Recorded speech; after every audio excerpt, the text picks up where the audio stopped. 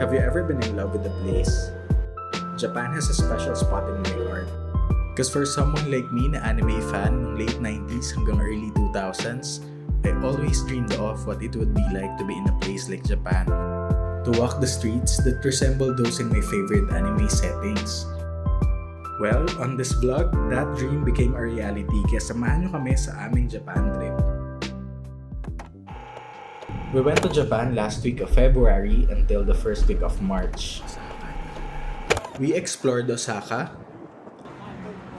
took a day trip to Kyoto, visited family in Ibaraki, and ended our journey in Tokyo. So as we landed in Japan, the first thing that we do is pick up my Japan SIM card para may internet ako during our entire stay, which I had booked with Klook for 1,894 pesos. And that is good for 12 days na. Maganda yung service nila dito kasi tutulungan ka nilang mag-insert ng SIM card sa phone tapos isi-set up din nila, i-activate din nila yung Wi-Fi. At syempre, we also reloaded our Pasmo cards para sa hassle-free na transportation. Navigating Japan was a breeze thanks to Google Maps, our trusty companion. And the public transportation system sa Japan is renowned for its efficiency and punctuality, making it incredibly easy na makapag-explore sa buong bansa.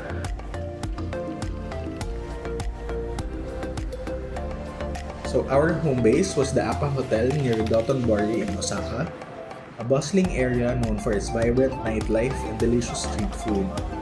So despite arriving at night, we couldn't resist na pumunta sa Dotonbori para makapag-try ng kanilang mga food sa area.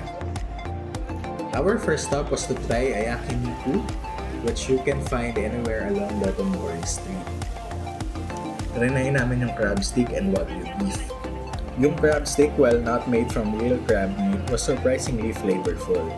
And yung wagyu beef, though hindi ako fan ng medyo raw na food, it was incredibly tender and delicious. Nag-try din kami ng takoyaki, a popular Japanese snack. We tried yung original flavor and yung may spring onions and egg. And for me, the best yung may spring onion dahil refreshing siya sa panglasa. And lastly, we tried fresh strawberries and grapes on sticks, coated in sugar. Sobrang simple niya yet a delightful treat. Hindi namin malimutan yung sarap ng strawberries as in everyday nagkikrave kami. Bago pala kami bumalik sa hotel, dumaan din kami ng 7-Eleven para bumili ng pagkain dahil masarap daw yung mga convenience store food. So for tonight, try natin yung mango with ano to, papaya.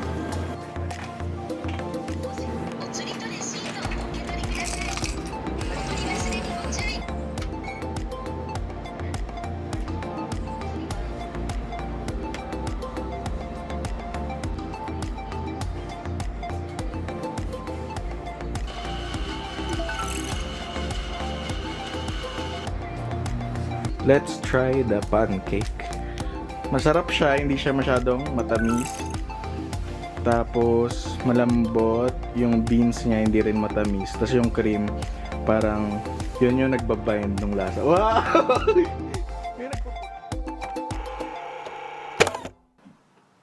Good morning. The following day, we set out to explore Osaka's famous tourist spots and we started sa Nambay Osaka Shrine. Pagpasok pa lang namin ng shrine, we were greeted by the sight of towering big lion figure with its mouth wide open. Symbol daw to ng protection and good fortune in Japanese culture. Nambay Osaka Shrine is dedicated to Susanoo no Mikoto, the Shinto god of sea and storms, and is a popular spot for local and tourists alike. The shrine's unique architecture and serene atmosphere make it a peaceful oasis in the heart of bustling Osaka. We took our time exploring the grounds, admiring yung intricate details ng mga structures, and soaking in the spiritual ambience.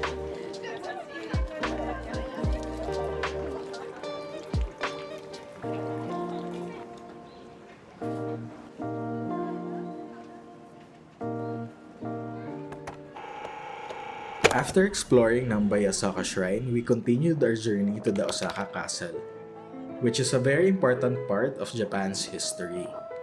The castle is very grand with tall walls and a big moat around it. It looks very impressive pag nakita mo siya in person.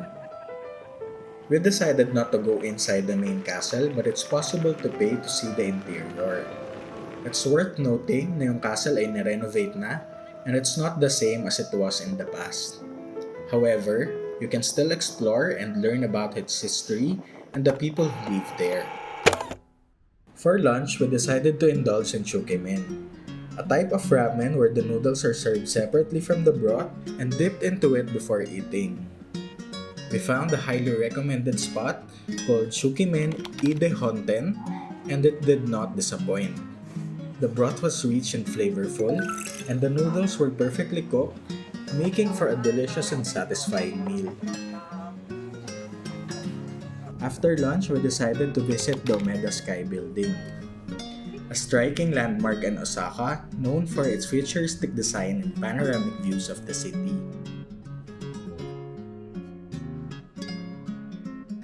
We were impressed by its architecture, which consists of two towers connected by a floating observatory at the top.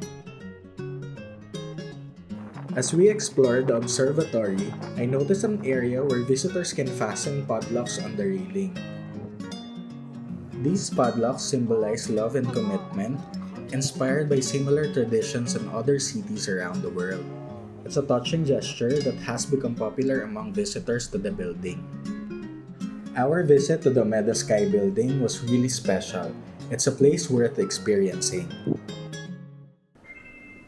In the late afternoon, we went to Shinsekai, a lively area with busy streets and a lot of things to do. It's a bit like Dotonbori Street, but the main difference is the iconic Sutenkaku Tower that stands tall in the area. The streets of Shinsekai are filled with shops, restaurants, and places for entertainment, making it a favorite spot for both locals and tourists alike. We ended our day back in Dotonbori, trying some new food this time. First, we had a bread shaped like a 10 yen coin with mozzarella cheese inside. Trendy food siya sa Japan, and if you'll ask me anong lasa, lasa lang siyang waffle with mozzarella cheese. Pero may added layer na sarap, because it's like a warm treat in a cold weather. Then, we tried kushikatsu, which is skewered and deep-fried meat and veggies. I would rate it a 3 out of 5. It's tasty but not super special. We also had melon pan, a sweet bread with a crispy cookie-like crust and ice cream in the middle. Para siyang ice cream sandwich. Itong melon pan yung favorite ko kahit nangangatog na ako sa lamig. These foods were all yummy and the perfect way to finish our day of exploring. The next day, we took a train and a bus to Kyoto, which was quite an experience.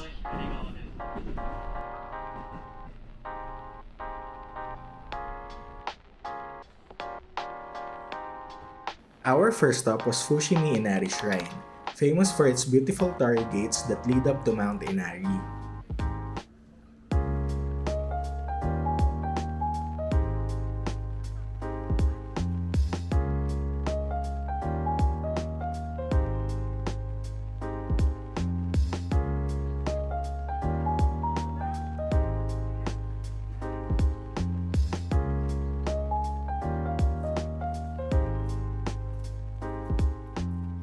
This shrine is dedicated to Inari, the Shinto god of rice, and it's a must-see to anyone interested in Japanese culture.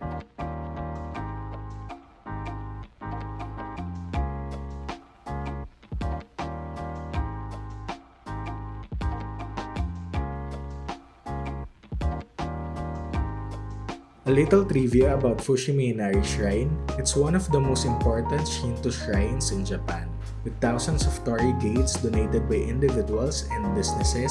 Each gate is inscribed with the donor's name and the date of the donation.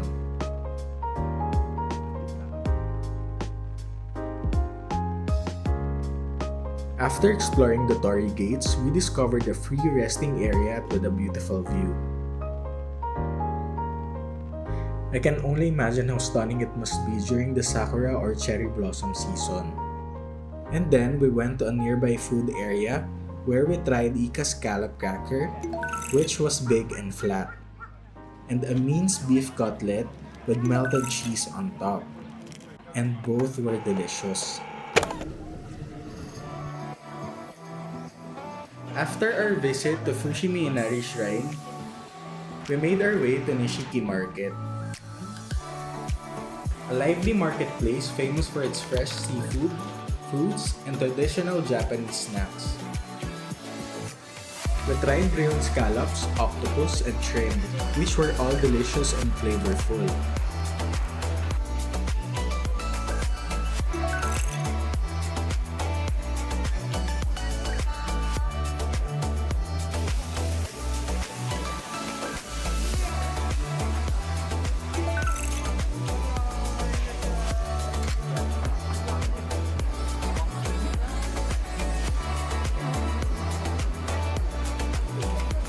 One standout was the tuna sashimi, which was incredibly fresh and tasty, a real treat for seafood lovers.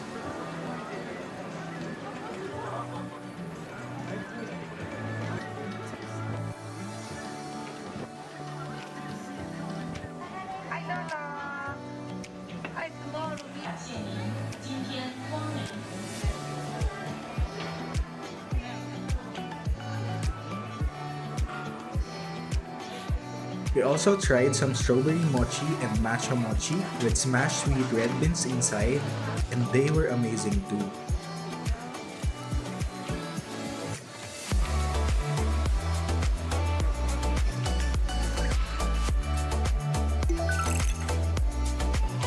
While exploring Nishiki Market, we stumbled upon a matcha store that offered a variety of matcha products. Intrigued, we decided to try a matcha dessert, which turned out to be like a firm jelly mochi hybrid. It was incredibly delicious with a strong matcha flavor that I absolutely love. We also got some fresh strawberries, which we always crave.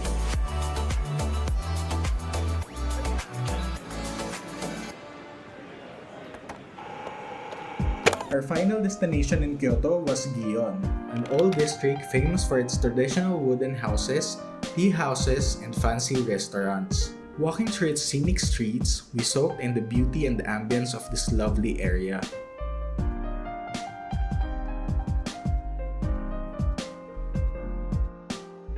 Gion is also known for its geisha culture, and if you're lucky, you might spot a geisha or a maiko going about their day.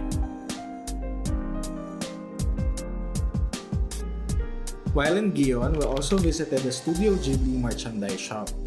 Studio Ghibli is famous for its animated films, and the shop offered a variety of merchandise featuring beloved characters from these movies. It was a fun and nostalgic experience, especially for fans of Studio Ghibli's enchanting world. During our visit, we tried to have a coffee at Starbucks, but the shop was already full of guests. Despite missing out of coffee, we continued our exploration and stumbled upon a restaurant. We decided to try their Wagyu steak katsu, but you can cook yourself.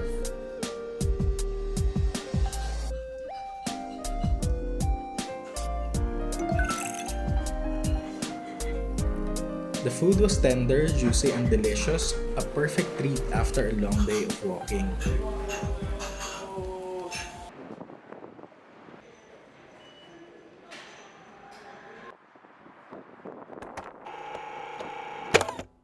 The next day, we felt like taking it easy and spent the morning relaxing in Dotonbori.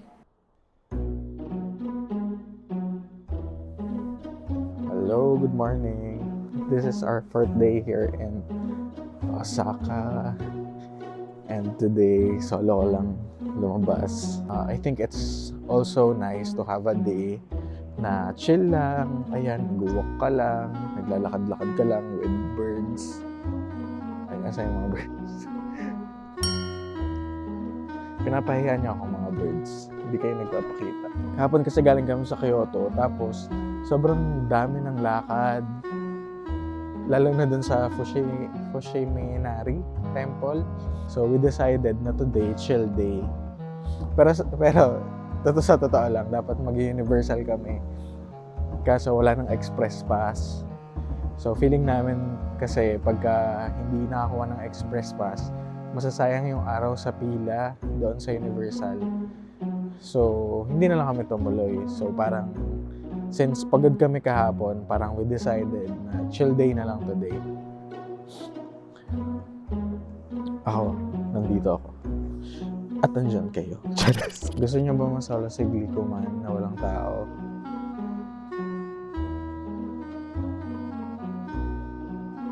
Pumunta kayo maaga.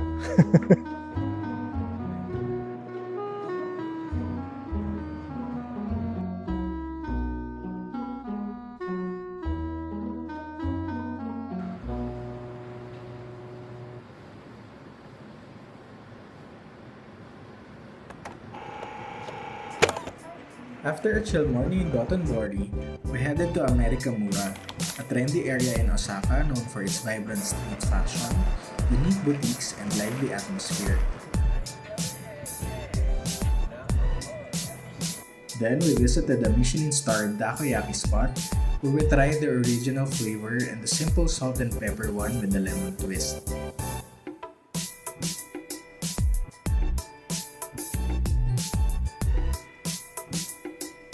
Both were surprisingly tasty, especially the salt and pepper version, which was a pleasant surprise for something so simple. After namin magtakoyaki, nag-explore pa kami sa Amerikamura to check out some cool shops and to grab some souvenirs.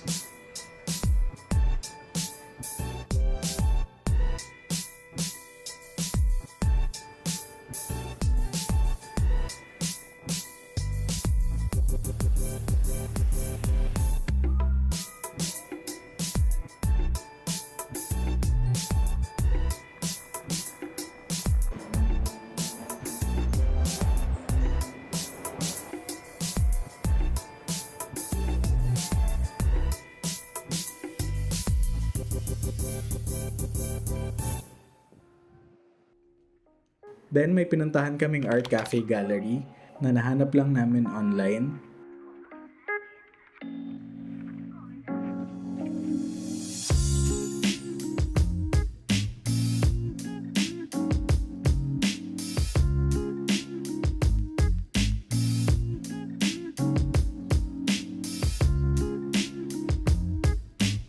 Meron silang art exhibits at nagbebenta rin sila ng mga artsy na merch. Yung drinks nila ay inspired by famous artworks around the world at nag-try din kami mag-painting ng cake.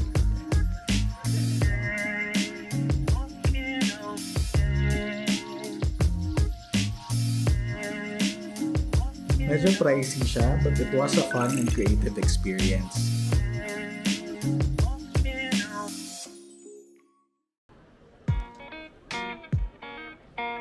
For dinner, we visited Ajinoya, a local favorite Michelin spot for their famous okonomiyaki and yakisoba.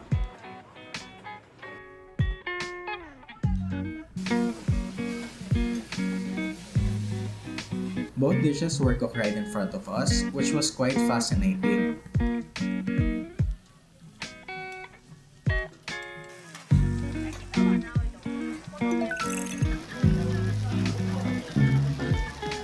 The okonomiyaki and yakisoba were delicious and incredibly filling.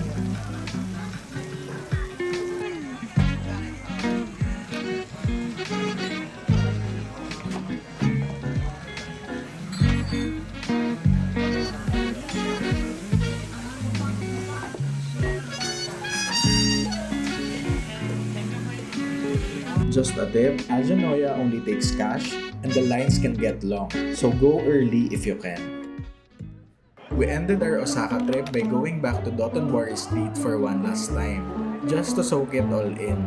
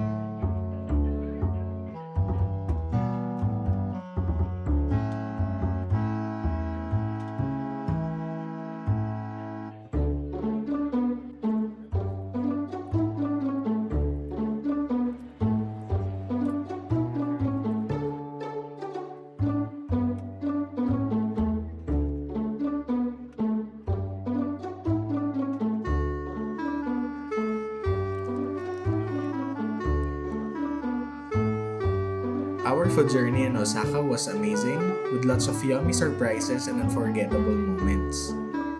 Next stop, Tokyo with a quick visit to Ibaraki.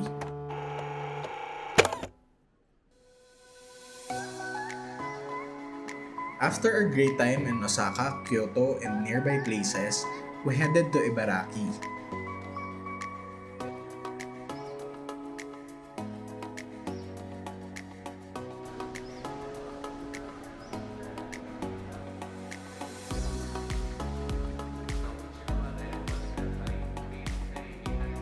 We took a ride on a special Shinkansen train called the Green Car to Tokyo. Then we caught another train to Ibaraki. During our journey, we recorded our experience to the Shinkansen's Green Car, and I might make a separate video or reels about it.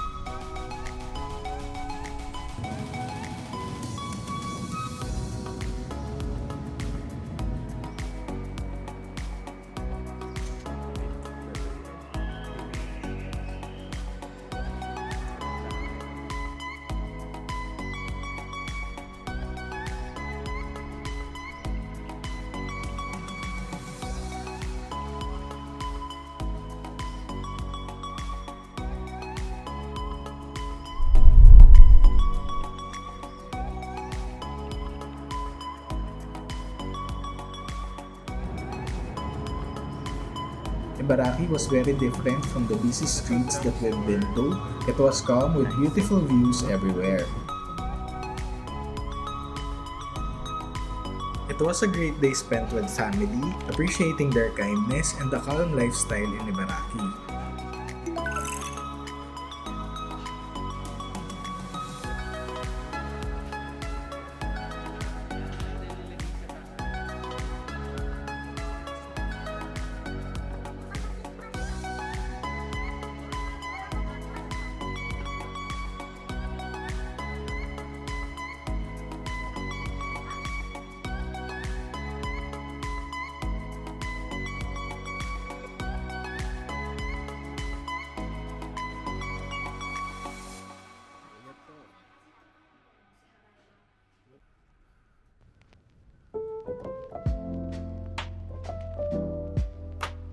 We also had a nice long walk, enjoying the peaceful surroundings.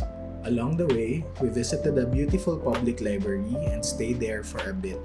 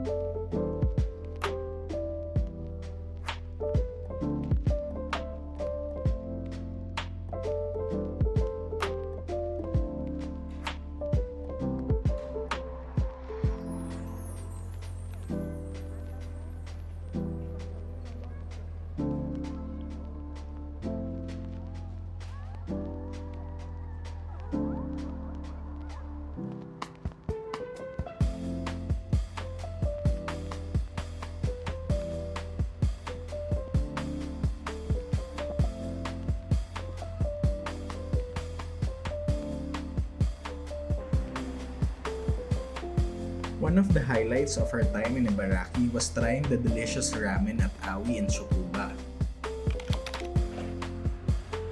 The broth in their ramen, prepared with pork and shrimp, was a real standout.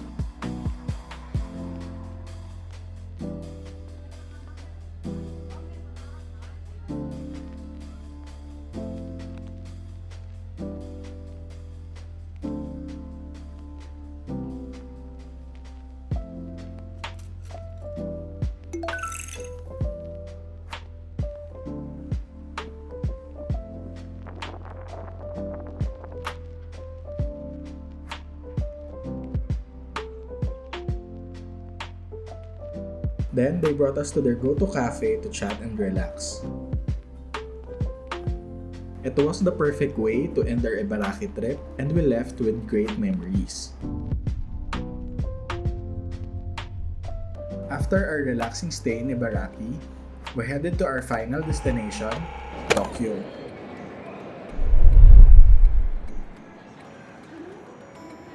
In our Tokyo visit, we decided to keep things relaxed with no set plans and just going with the flow. We stayed at the Appa Hotel in Ginza, known for its upscale shops and restaurants. However, we weren't looking for luxury, we just wanted a quieter place to stay.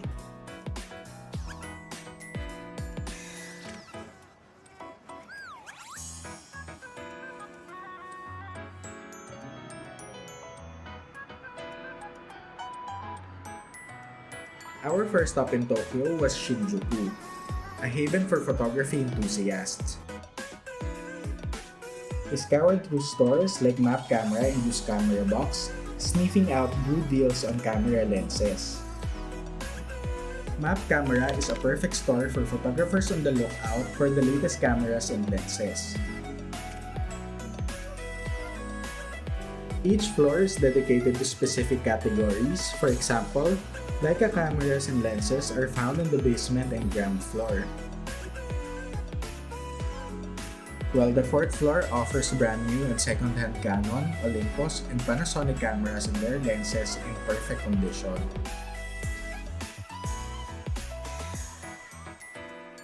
You can even trade your existing camera for a different model or a new one.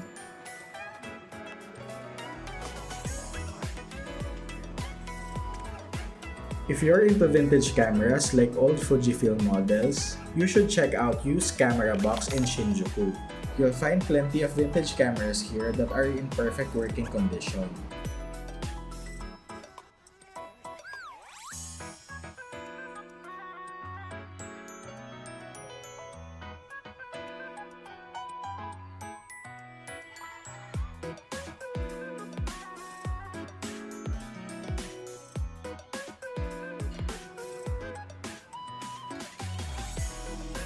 After looking for camera lenses, we got hungry and grabbed a quick and savory pizza lunch at a local joint.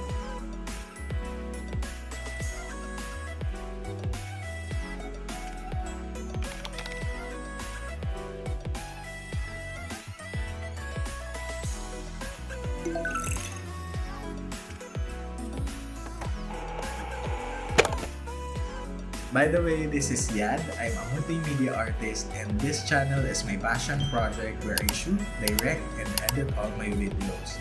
So please subscribe to my channel and follow me on all platforms at Yad Frivaldo for more creative content.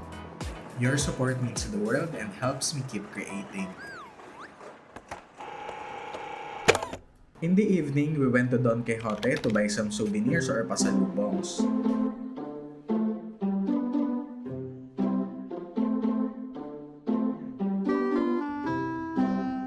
They have lots of souvenir items, from snacks to toys.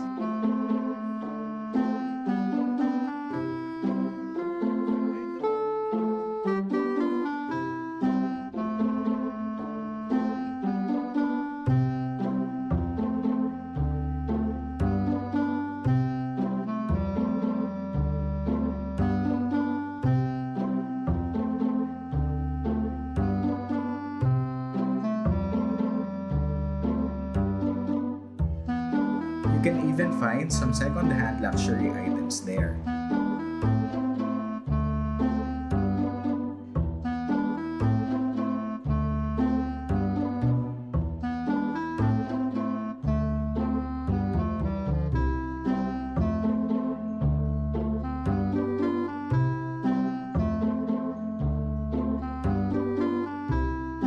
When you pay, go to the tax-free counter to avoid paying taxes on your purchases. Just show your passport.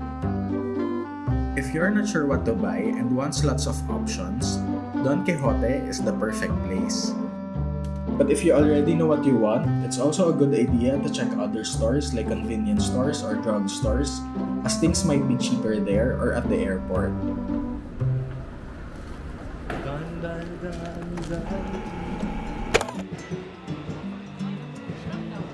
Our last day in Tokyo was all about relaxing and enjoying our remaining time. We went to Kura Sushi, a place where sushi comes to you on a conveyor belt. It's fun to pick out your sushi as it goes by.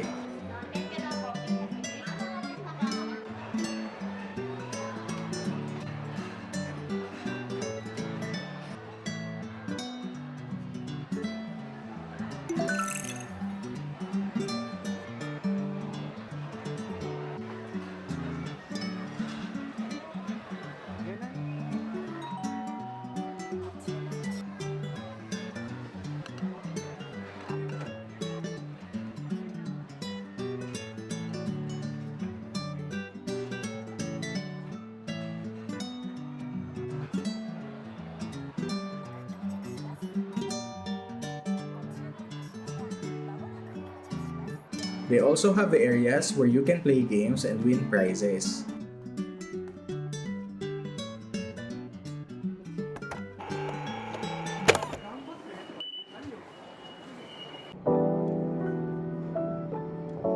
After that, we explored Shimo-kitazawa, a cool neighborhood known for its vintage shops, cafes, and bars.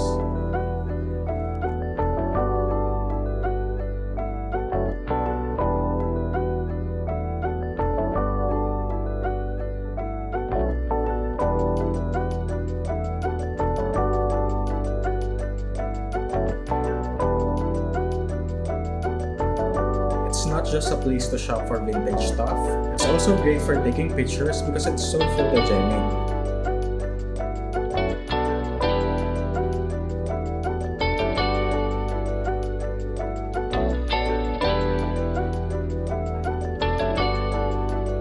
Walking around Shimo-kitazawa with its mixed homes and shops felt like being in a setting from my favorite anime. And that wraps up our time in Japan.